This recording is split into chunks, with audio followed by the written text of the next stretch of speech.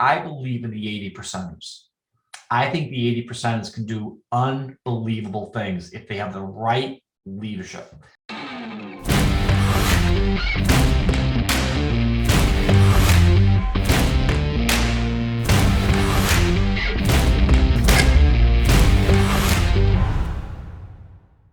Hi, everyone. Allow me to present our guest for today, who is Scott DiGiammarino, the CEO and founder of MovieComm, a platform that uses movie clips to supercharge your people, or if I use their words, legally approved motivational movie clips to help today's leaders lead. Welcome to the show, Scott. Thank you. I'm excited to be here. You're one of my favorite people, and you know that. And somebody loves me. Okay, yeah, that would be very tough to do. And our show, I think it will be very interesting, especially because you're such a natural storyteller and you have so many stories to tell. And I believe that founders all over the world can find some great gems from you today. And I would love to jump in. I have two topics that I prepared, and maybe we will have time for more. We will see. The first is obviously our common favorite word, leadership. And here you have so many things to say because you come from the corporate world and you are one of the top-notch leaders in American Express. I call you in my mind the leaders boomers. And here I want you to just learn from your stories, and especially those who are listening to us today. And if we could start here, because you were also a long-term kind of executive. You stayed there for 24 years or something like that. And that is absolutely amazing. And then you transition to become an entrepreneur. And that's the second part of our discussion. And I think that this will be very, very interesting. So let's just dig in. And if you could tell us your story at American Express, how you landed there and how you managed to create those amazing leaders around you. Yeah, well, first of all, thanks so much for having me. I really appreciate it. I've been waiting for this. I'm so excited about being with you guys today. I'm from Boston originally, and I started at American Express in the late 80s, 88, 89. And we were in the financial advisor division. So we were in investments, stocks, bonds, mutual funds, financial planning for people. And I was building a practice. I had clients, and then I got the leadership bug. At a very young age, 24, 25 years old. And so at the time you could become a manager, right? So I became a manager. And what I did as a manager is I went out and I recruited people, mostly into the business, mostly college students. We would train them, we would motivate them, and we would hopefully help them build their business and their practices so they become successful. And there were 800 districts around the country, 800 managers around the country. And out of the 800 people, I was the number one guy in the country, the way they ranked us for 3 straight years. So when that happens, they come after you about going to the next level, which is a vice president job. And I'm 28, 29 years old. And I wanted to stay in Boston. I didn't want to leave. But all of a sudden, they started offering jobs in San Diego, and Miami, and Philadelphia, and LA, and San Francisco, basically anywhere in the country we wanted to go. So I said, I'm going to go to DC. I had family here. It was an easy flight back and forth to Boston if I wanted to. There's a lot of colleges. It was kind of like my type of city. But when I got here, the region that I took over was ranked 173rd out of 176. It was a disaster. I walked into this place. People weren't showing up for work, Cristina. They were negative. You know me, I don't like negative people. We had compliance issues all over the place. It was just one of those. I walked in, I'm like, what did I do? So what ended up happening was when you're in the middle of a turnaround situation, you have to paint this compelling vision. It's the first thing you should do. So we had 32 employees. I walk in front of them. I said, okay, guys, here's where we're going. And I painted this really exciting vision, I thought, about where we're going if they jumped on the bus. And I said, look, I said, you have a choice. I said, we're going to have this island, and there's beautiful beaches, and there's skiing over here if you want to. You don't have to worry about money. You have all the flexibility and the freedom in the world if you follow our systems. If you choose not to follow our systems, and you can be negative Nancy, and you be kind of grumpy, this isn't the place for you anymore. So in the first week, out of the 32 people, 18 quit or we fired them. So we got down to the bottom, but that was okay with me at the time. So what I wanted to do was I wanted to recruit people into the organization that shared the same passion, the same vision, the same principles, the same values that I had. Long story short, in a 1 year period, it was October of 1992 to October of 1993. In 1 year, we went from number 173 to number one. And we maintained that top ranking for over 20 years. So but the story gets better because what ended up happening was American Express measures us on both hard numbers and soft numbers. So your hard numbers are like your year-over-year growth, your profitability. Your soft numbers are things like employee engagement, leadership impact scores, which, as you know, because of your background, that's kind of the temperature check of the heartbeat of the organization. And we were best in class in that for years, but the problem we were running into is we were growing too fast. So I'll give you an example. In a 6-year period, we went from one office to 207. We went from 32 employees to 1,600. And we went from 3 leaders underneath me to well over 100. And because we were best in class, all of my peers around the country used to call me and they say, "Can I come visit you?"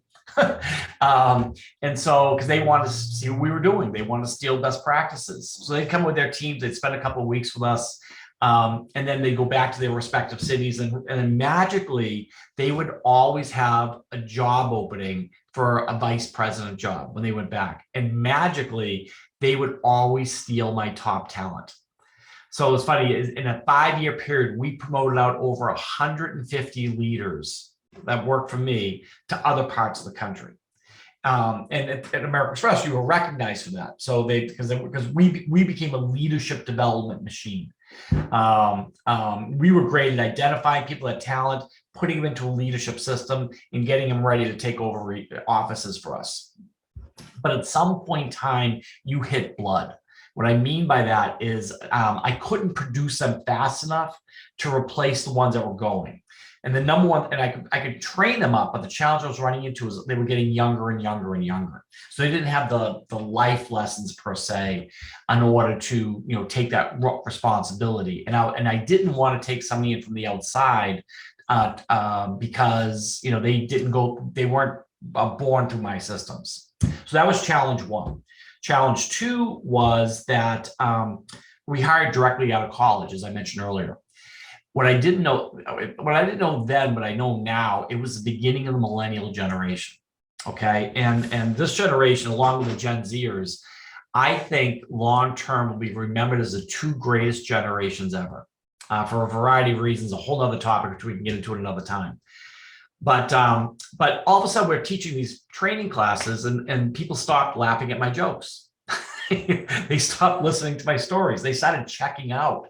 And what I didn't know was that generation had shorter attention spans. So what I learned was the days of the 3-hour meeting were over.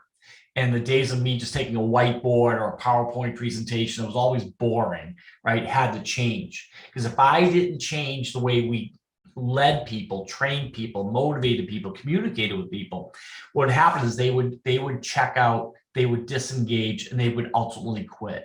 And the cost for me of recruiting, training, retaining was huge.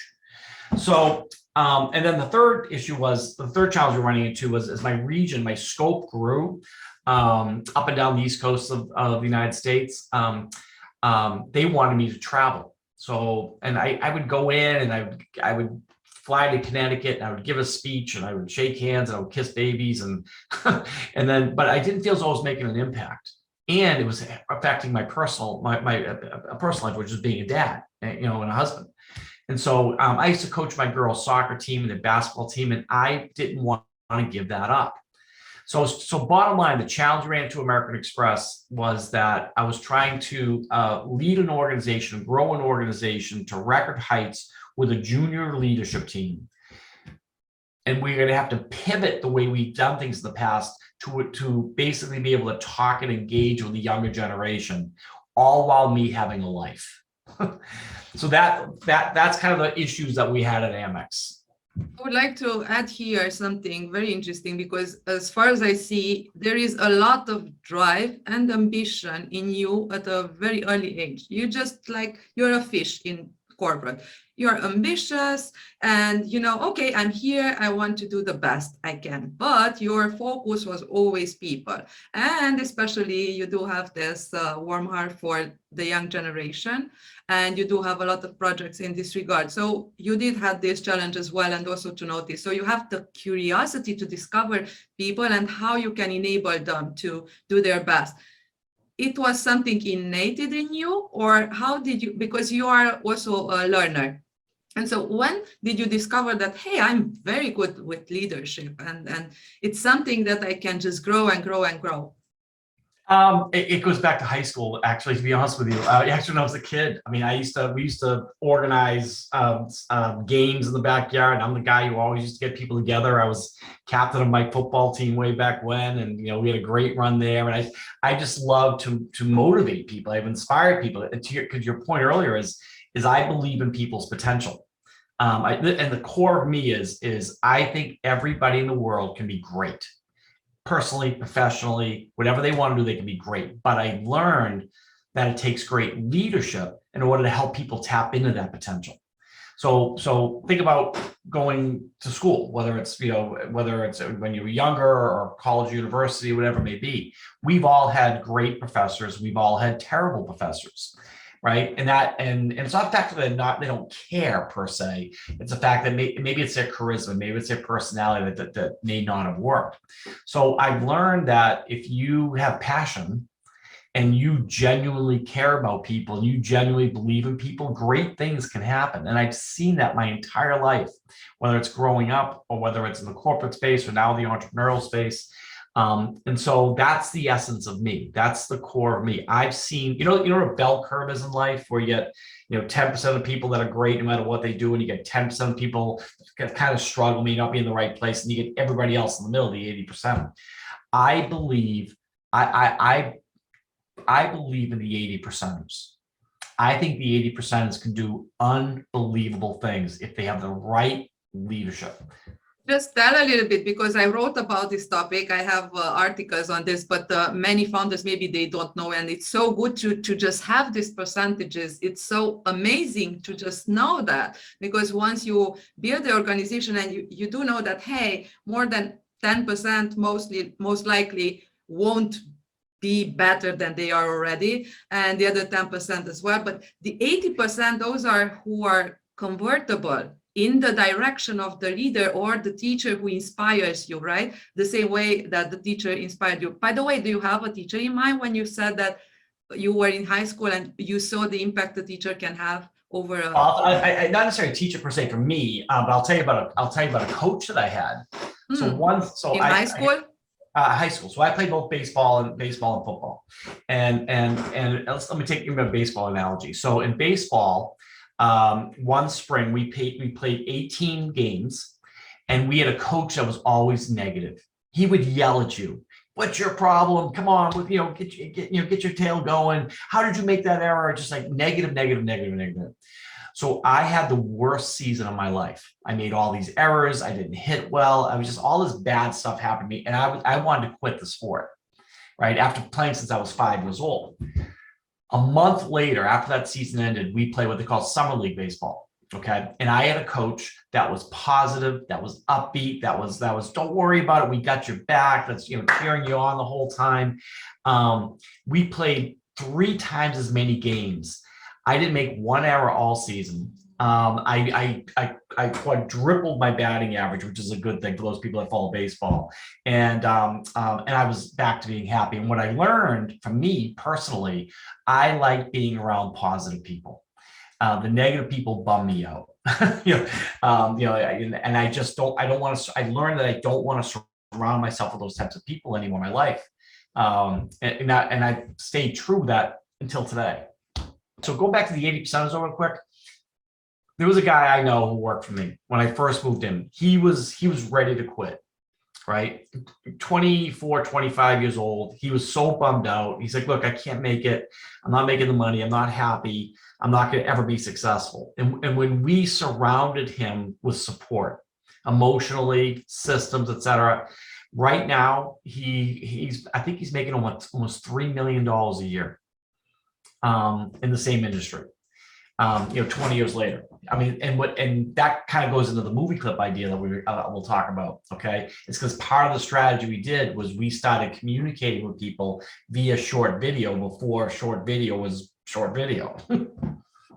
Right. So this will be the next topic. Just before that, what I find interesting is that you were very good in corporate.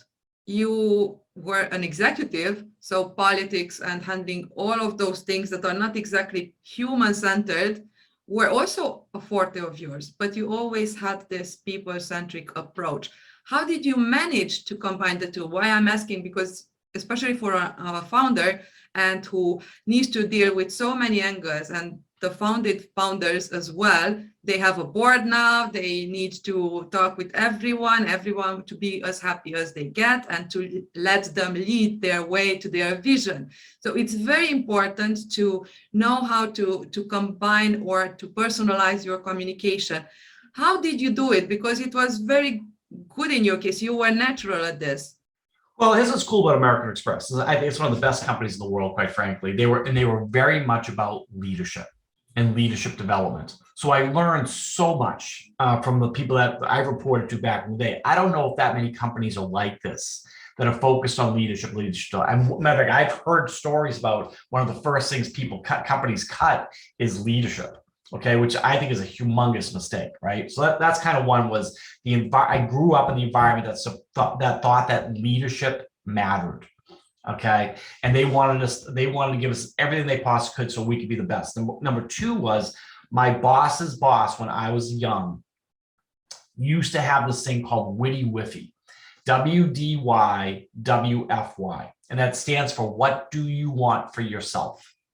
Okay, WDY WFY. And what that is it's a meeting that you have a couple times a year with your employees, and you basically say, hey, Cristina, tell me what's important to you. Tell me what you want for yourself personally. What do you want for yourself professionally? What do you want to do from a self-development standpoint? And just kind of this one-on-one, very light conversation, which is all about you. And so there was a way that we were taught to do this type of meeting. And what that was all about was we believed if people could get what they wanted personally, you could be a great wife, you could get back into shape, you could read books, you could learn how to play the piano. If people had balance, then we would get best efforts professionally. So people have goals, and part of our job through this Witty Whiffy process is to understand what people's goals were, and which leads me to the number one characteristic I've learned that leaders need to have in order to be successful. That number one characteristic is that you have to genuinely care about your people, because if you don't genuinely care, they're going to see it. But if you do genuinely care, what's going to happen is, at least I found this, is that people will trust you. And trust builds loyalty, right? And loyalty usually gets you best efforts, and best efforts usually leads to bottom line results. So that's how we did it. We did it based on every single employee. We wanted to know what was important to them, personally and professionally. We wanted to support them and help enable them so they can get it. So I'll give a quick example. If you say, hey, listen, I want to work out 3 days a week, and Monday, Wednesday, and Friday, and I like to do it at 8 o'clock in the morning, great. So when I see you in the hallway, I said, hey, how was your workout today? Because if you didn't do it, like, Cristina, I'm telling you, you told me you're going to do this. So that was one of many, many variables, but probably one of the key variables that I found in order to build an environment and a culture where people felt connected to one another. Basically, you pinpointed what I wanted to say about culture. You arrived to a company that already had this leadership culture.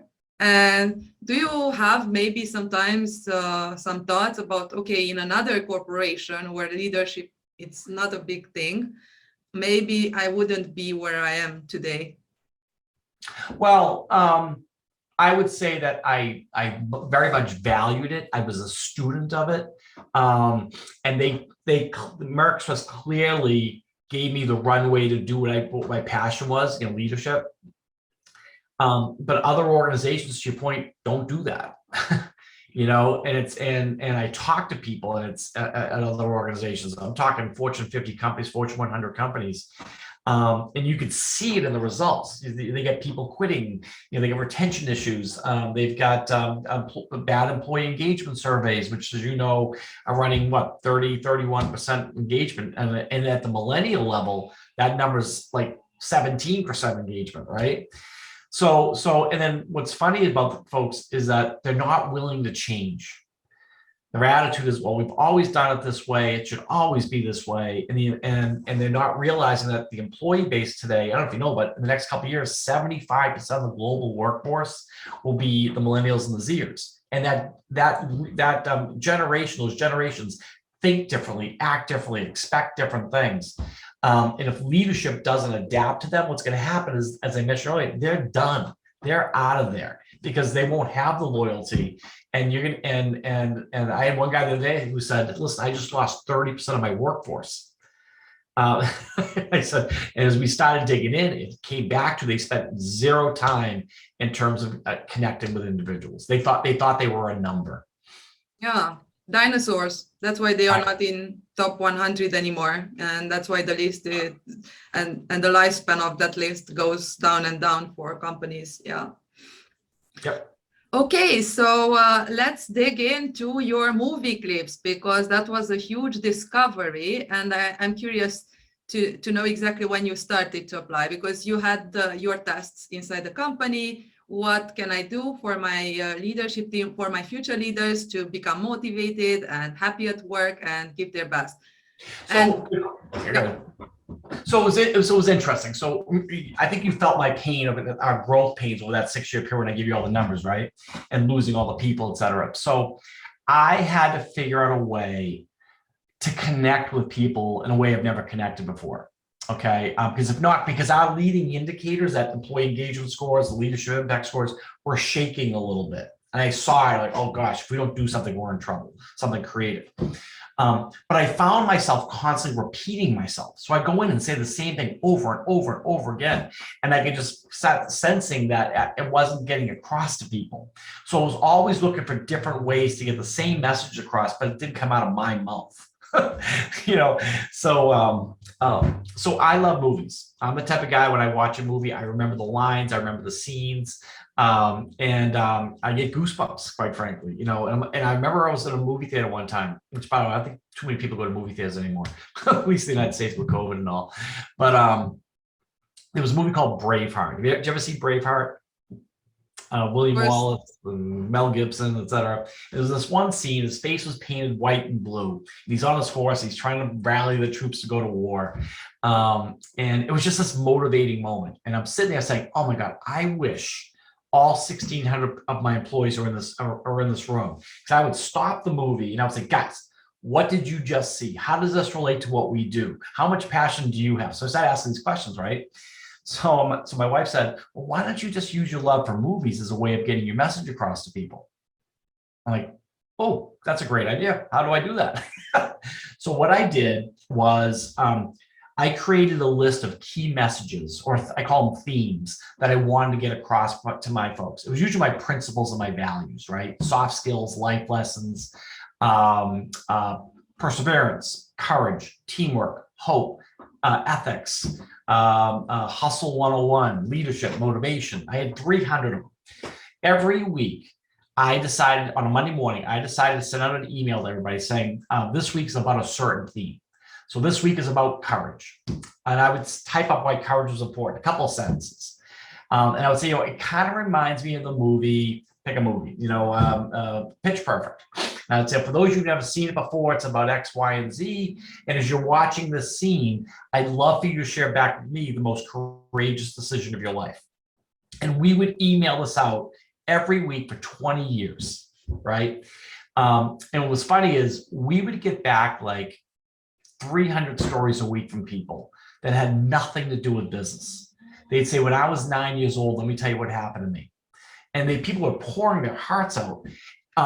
And I would try to respond to as many people as I possibly could, but the best couple of stories of the week, with your permission, I would share them with everybody else. So imagine getting an email from one of your peers in another office, and they start telling their story about their courageous story when they were 9 years old. And they're tying it into the movie clip.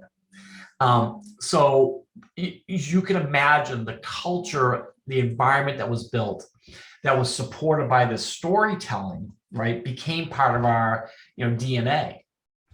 So all of a sudden I get a phone call from the CEO of American Express saying, "What are you doing?" Because our numbers like, and he said, "We're going to send McKinsey in the study." McKinsey is one of the largest consulting firms in the world, as you know. And we used to spend billions of dollars with McKinsey, and they walked in with their team. They spent 6 or 8 weeks seeing what we're doing, because American Express is a copycat league, meaning that what's going well, they love best practices, and they share and get it out to all the other offices. So they came back with this report, and inside the report was talking about a culture environment, and they said the storytelling culture that we had built, supported by these iconic movie clips, was part of our secret sauce. So all of a sudden, throughout all of Amex, I see people using our clips in emails like I was using them, in keynote speeches and in PowerPoint presentations and our internal Slack, etc. So like, geez, if McKinsey says this is working, the top leaders at American Express are using my system, maybe we're on to something. So I started cold calling the Hollywood movie studios. Disney, Universal, Paramount, Sony, Warner Brothers, all the big ones. There are 7 big ones. I said, "Look, let me tell you who I am. Let me tell you what I've been doing. And I think there are billions of people around the world that if we could systematize this, I think we could change lives. It doesn't matter who you are, an employee, a student, a parent, a teacher, a coach, doesn't matter who you are. I think if we motivated people, if we inspired people, if we taught them through short video, okay, people will retain what they watched," which I'll talk about in a second. But you didn't think then to launch your own company, right? This was just internally. Yeah, I was still in American Express, but I was thinking about what was next, right? So basically, I'm saying to myself, maybe there's something here. And my original plan was to stay at American Express and just build this and just go sell it inside, or find someone to run it for me. But Hollywood is very, very slow in making decisions. And please don't lose respect for me. It took me 9.5 years of negotiating to finally get a yes. I could tell you story after story after story about how I get taken to the back of the woodshed by the studio saying, "You can't do this." Because there are what they call the guilds here: Screen Actors Guild, Writers Guild, Directors Guilds, that are the union of the movie stars. And then you have the studios, and they have to sync. So we had to figure out a way to make both parties happy. And then finally, after 9.5 years, I get a call from Universal Studios, who said, "Hey, I think we got this thing figured out." And long story short, we became one of the first companies in the history of Hollywood to gain legal access to their movie libraries, so I could build the movie clip business that we were talking about. This is awesome. And I know this story, but I'm very, very interested. What makes you so resilient? You didn't give up for those 9 years. What makes you be this way? Sports again? No, I'll tell you 3 things. One of the guys who used to work for me came up to me one day. We were number one for like I said, like 20 years. He goes, "I finally figured you out." I'm like, "Okay, please help me, because I haven't figured myself out, right?" He goes, "You come to work every day slightly aggravated." Right? I'm like, "What?" And what that is I'm never satisfied. And you said it earlier, is that I'm a constant learner. That's kind of my gig. I love to learn. And like, let's take social media for a second. I get 2 daughters who are constantly on Instagram and Facebook and TikTok, et cetera, et cetera, et cetera. For me, I'm like, what is this? So once I kind of dig into one of the social media platforms, once I figure out Facebook, all of a sudden there's Instagram, now there's TikTok, or whatever else is going to be, Twitch, et cetera. And I'm like, it's a constant learning thing for me. So that always keeps me on edge. So that was one. And then the second thing that kept me going was, it's my belief in people again. Is that I know that I'm trying to do something different. And people are always saying, "What are you doing?" I don't get it. right? And my attitude is, that's great that you don't get it. I do. I've seen this work. I've seen what movie clips or short video can do to the impact of people. Matter of fact, I did a TED talk about it. You know TED Talks. So we have a TED talk called Why Movies Move Us. And it's all about the neuroscience of the brain. When you watch a short video, studies show that 81% of people who watch a short video, especially millennials and Zers, will not only remember what they watched, but they'll remember how they felt. And emotion, happiness, sad, frustration, motivation, whatever it may be, emotion drives behavior and actions. So that was kind of like the science behind all of this. And the third thing, quite frankly, is I just care. I mean, I want to make a difference in the world in my second half of my life. So at American Express, we had 1,600 people, 40,000 employees. But I think there are millions and millions and millions of people around the world that I would just love to figure out a way that I can take something and leave this legacy where I helped you feel stronger. I helped you feel more confident. I helped you take a risk. I helped you think, build your self-esteem. And I do it through the magic of movies. Let's transition a little bit from your corporate world to the founder world, where you needed to learn so many different lessons. Besides the fact that your wife should be the co-founder, because she gave you the idea, and then that day at the cinema, when did you start to think about MovieComm becoming a reality? And how was that shift for you? Because you were from many standpoint of view, a typical executive in a corporate environment. I can tell you, my entire life, I've faced a lot of challenges. The number one challenge that I faced, by far, if anybody asks me, is transitioning from corporate to entrepreneur. It was really hard. And it was hard for a variety of reasons. Number one was I used to have a humongous staff, and I would delegate everything. Right? I became the king of knowing nothing because I was great at identifying other people within the organization that I led who was great at invoicing, or great at doing the computer, or was great at something, right? Because if everything fell on me, I wouldn't be able to get anything done. When I left my big fat corner office for working out of the house at the time here in Washington, D.C. area, I realized how much I didn't know. So I didn't know how to scan. We went from a Dell computer to the Macs. I didn't know how to use a Mac. We didn't know how to invoice. There was such a steep learning curve for me that I was really a fish out of water, and I had nowhere to go to find help. So that was one big thing that I had in transitioning. The second thing I had was I was used to leading others, motivating others, firing these guys up. Now I had to lead, motivate, and fire up myself. And that was weird. How do you do that? And it just takes this mental discipline to come to work every day, because when you're an entrepreneur, especially early on, you have moment by moment emotions. It's not day to day or hour by hour. It's moment by moment. You have a bad moment, a good moment, but you got to keep it on, right? And then the other thing I learned is you got to surround yourself with people that are smarter than you, better than you, that have different skill sets than you, that can help execute on the strategic plan. So we're constantly on the lookout for new talent, marketing, technology, strategy, strategigic partnerships out there that with strategic channel partners, which is where I spend a majority of my time. So all of this basically was an extremely difficult time, because also of opportunity cost. So when I left American Express to start MovieComm, but I left once I found out we got the deal, the 9.5 years, right? I started getting these calls from all of our old competitors. Hey, come work for us, sit on our board. They were throwing big time money and big time opportunity. I'm like, look, I've done this for 24 years. I said, I've been there, done that. I said, I get this other passion. I got to try it. I just got to try it. But that was when your moments are low, you've got to have this mental discipline. It's kind of like riding a bike, right? When you're think about the two pedals. When you're motivated, you don't have to have as much discipline. But when motivation is down, discipline has to kick in. So I've learned to be very, very disciplined since I started this.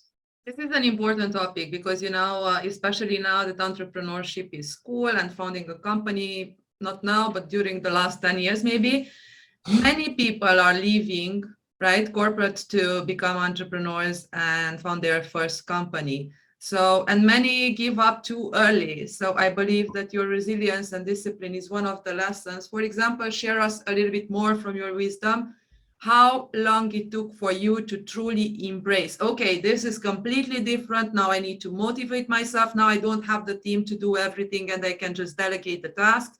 Now I am in a comfortable position that I know this is a different life, but I still embrace it and I will move on. Well, I was fortunate. I was fortunate financially, so I didn't have the financial pressures that most entrepreneurs have personally, to run a family and things like that, because we did okay in my old life. One. Number two is I have a very, very close friend who's a senior person, one of the biggest consulting firms in the world. And he told me they did this study and they were talking about entrepreneurs. And they said, for most people that are building technology-based platforms, which is what I was doing, right? They said on average, it takes 10 to 12 years in order to be successful. Like 10 to 12 years, I went 10 to 12 days, or 10 to 12 months for me, because I was used to instant results, right? I was like, I don't have the patience to wait 10 to 12 years. But every single time that I felt low, or every single time that I wanted to quit, something happened. And I don't know about you, but I believe in signs. Right? It's just something good happens, a phone call, an email, an opportunity that pops up. I'm like, something, that's just a sign that I should just keep going. It's funny, like during COVID, right? People were bummed out. I mean, it was hard for the entire world. So I'm saying to myself, I could look at that as a negative, right? Or I could look at it as an opportunity to help people. And I chose the latter, obviously. So we made some shifts in our product line from MovieComm, where we started targeting individuals instead of just leaders, so that they could help themselves. Because if you think about leadership, right, there are three different types of leadership. You run your organization. You lead your organization, 1. You lead your team, 2, or you lead yourself, 3. So leading yourself is really about you. Our all-time favorite subject, and it takes a different mindset and a different mentality and different systems in order to do that.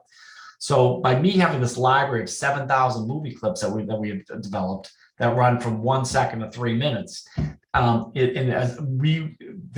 great. I mean, 30% of motivational, inspirational, the differentials like life lessons, soft skills, and you watch this and you say to yourself, if that guy can do it, I can do it, and that's what kept me going. I think that this is very, very important for so many to have the final vision. Hey, I'm on board for 10, 12 years, although in tech companies today, this span is going down, and it went for many companies, but it's good to have that mindset from the beginning. And I always say that if you are just not comfortable in your mind that for the initial 5-7 years, you won't do anything else, then don't expect to truly have a company to sell or to scale or to bring to the next level where you can truly become a unicorn and change the world in your direction. Well, we used to talk this. We used to have this conversation when people joined our business at American Express. We talked about burning the ships. Mm-hmm. So there's a story out there from, I think his name was Cortez, who came across from, I think, Spain to the United States way back when, or it could have been another country, I'm not sure, I think it was Spain. But anyway, he landed in the United States way back when, before there was anything, and the people that were on the ship said, what are we doing here? Let's go home. All right, so he went back and Cortez burned all his ships. Okay, and so that's what I said is you can't have a plan B. Okay, he said, this is it. This is what I'm going to do. Right. And so Cortez didn't have a plan B because we're going to make it in America. Right. I said, we at MovieComm said we're not going to have a plan B, even though all the opportunity costs and the board jobs and the money, et cetera, that's great. I want to do this. And so that's the decision we made. To give some good experience and also hope. So you had those moments where you fell down and that you just want to give up, but you don't give up. And then something happens to show you the way and you reach it like a sign that, okay, yeah, this is it. And then you recall all of those memories and talks and quotes from the people who told you, hey, you need to stick on this way. And that's why MovieComm slowly but godly grew. And it's interesting, your story also, because you're not a funded company yet, although you're very close to it right now. And this was also a long process, maybe a longer process than for other startups, but I want to understand the way you approach it, and where are you now, and what's the way you see MovieComm being different than other companies? So that's a great question. So what we do is it's moviecom.com. You go check it out. We like I said, we have about 7,000 movie clips in the system right now, and we have artificial intelligence built in to help you find what you're looking for quickly. So you can look by facial recognition. I type in Tom Cruise or Angelina Jolie, it finds it. You can type in about the movie. You can type in an object like a basketball or a cell phone, and it finds a cell phone. You can put a keyword in like the word courage or a full sentence like I'm proud of you. And our technology, our AI finds that quickly. So think about a very organized, ad-free, legally approved, which is a big deal, easy to find YouTube. So ad-free, legally approved, easy to find YouTube, right? Is what, and organized. That's what we basically built. So at the center of what we do was originally a tool to help leaders, like we talked about, engage, motivate, and inspire their teams, especially if they have a younger team. And I used to say, especially if they're decentralized, but right now everybody's decentralized, right? Which is good for us. And in that core, in that library down the road, we will add television, we will add user-generated content, but it'll all go through our AI so people can find it quickly. I used to use YouTube all the time. It became incredibly frustrating because it took me, if I didn't know what I was looking for, it would take me hours and hours and hours to find something. I always had to deal with the ads, and I was scared to death of copyright infringement. I was going to go to jail. Okay, so at the core of what we do will always be great videos. Out of that, we've identified 12 to 15 applications to how we could use that library. The initial application we use, as I mentioned, is leaders, which is my background. So this is a tool to help today's leaders motivate, inspire, and engage people. But all of a sudden, to your point, we started getting phone calls from all these people saying, hey, I'm a professor at a college or a university. Can I use this in my classroom? Yes, you can. We get calls from e-learning developers that say, hey, listen, I'm building this e-learning module for K through 12 or higher ed or corporate. Can I build a learning module around the movie clip? Yes, you can. So we have a bunch of these consumer plays that are coming out that I can't tell you because they're not formal yet, so I can't announce it yet, but they're coming real soon. But there are 12, we've gotten, we're working on something right now for people with anxiety and depression. Which, there are a vast amount of people around the world that have that, where we can use our clips kind of in a push technology on an app that hopefully can help them. So long term, our vision is each of those different applications, we will run it as a business within a business. Where there'll be a president, there'll be infrastructure, there'll be P&L responsibilities, and they're all tapping into the core library. That's where we want to go. Last thing in the core library is that we've been approached by studios all over the world, Asia, Bollywood, Brazil. And that's kind of our plan too, is that we have everything in one center with different applications of ways that we're using the content. And that would bring the cultural element, and it would be so unique, for example, motivation, inspiration, or public speaking, no matter what you want to take from your clips, and just have a library with different nationalities and from different countries, movies that explain the same concept through their language. I think this would be awesome. And I also see the different lines where you can go with the same library you built and the functionalities, including in mental health, which is just absolutely amazing and another favorite topic of ours. Just to conclude with the financing and the funding and my question about your way to see things. So the way I saw it, you were not pressed to have the money. And so you didn't jump in to receive the money until you are not ready. And also you don't receive the right terms, right? And there you are right now, juggling and having a couple of offers that you need to consider very well, and you're very close to have your Well, round. yeah, what the plan was I didn't want to I didn't want to raise money early on because I needed what they call proof of concept. I needed it to work, right? And then we did a short raise. We raised it's called a friends and family raise. We raised about $1 million. Pre-seed, yeah. Yeah, pre-seed that we knew, right? That went really well. And then that helped us build the technology that we needed. That helped us get all the movies that we needed. And then and so now I'm ready to scale. Right. And so we were looking for a $5 to $10 million round. We've got the 2 point. I was telling you earlier, we got a couple of good organizations that are very interested. One's actually overseas. We haven't closed yet, but we're really close on a couple of them. But again, we were looking for strategic money. And what I mean by that is we didn't want someone just to give us money and leave us alone. We want someone who want to get involved, be in the board, open up some doors for us, be strategic with us. That's kind of what we were looking for. Especially that you're also on the safe side with revenue. You're revenue generating for a while, and so it's not exactly another pressure. And you just jumped from your pre-seed family round to a Series A type of round, and I wish you best of luck.